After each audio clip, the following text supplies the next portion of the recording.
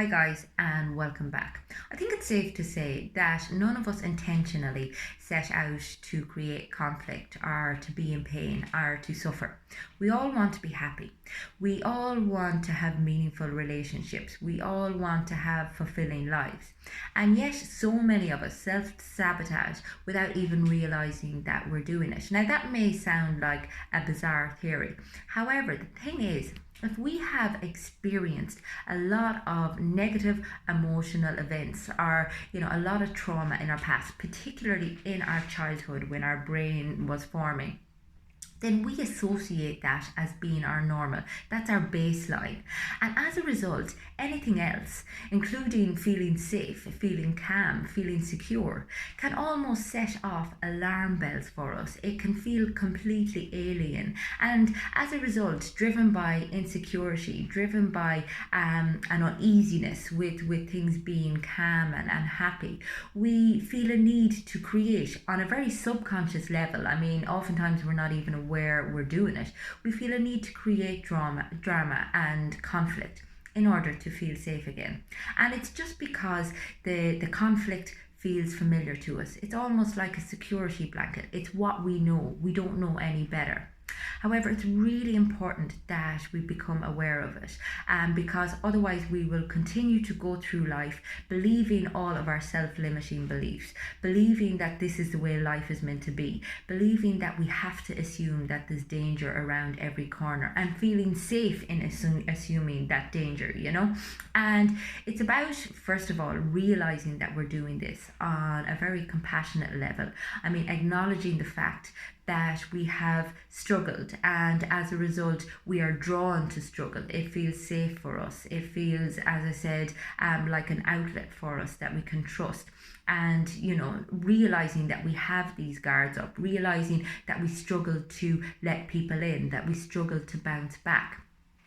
You then look at the ways in which you self-sabotage, and take responsibility and accountability for them.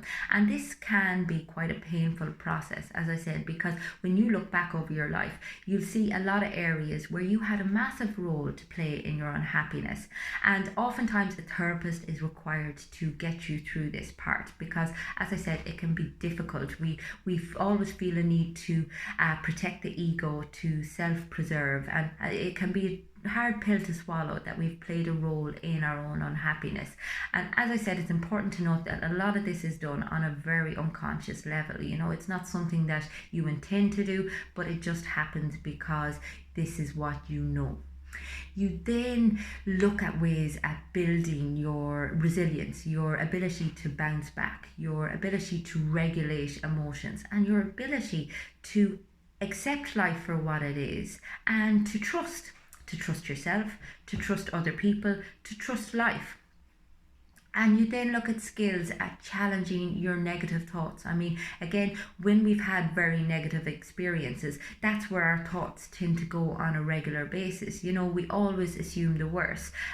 We assume that everything is going to be a catastrophe, as opposed to assuming that everything is going to work out for the best, And it's about taking the shift from being pessimistic to being a little bit more cautiously realistic, and that takes work. It takes brain rewiring. It takes time. However, with a lot of conscious effort, you can change how you think. You can get yourself into a place where you can enjoy secure relationships, where you can feel safe in the world without there having to be conflict and pain and suffering all the time. If this is something that resonates with you, get in touch with me on the website. It's fundamentals.ie, or get in touch on either Facebook or Instagram.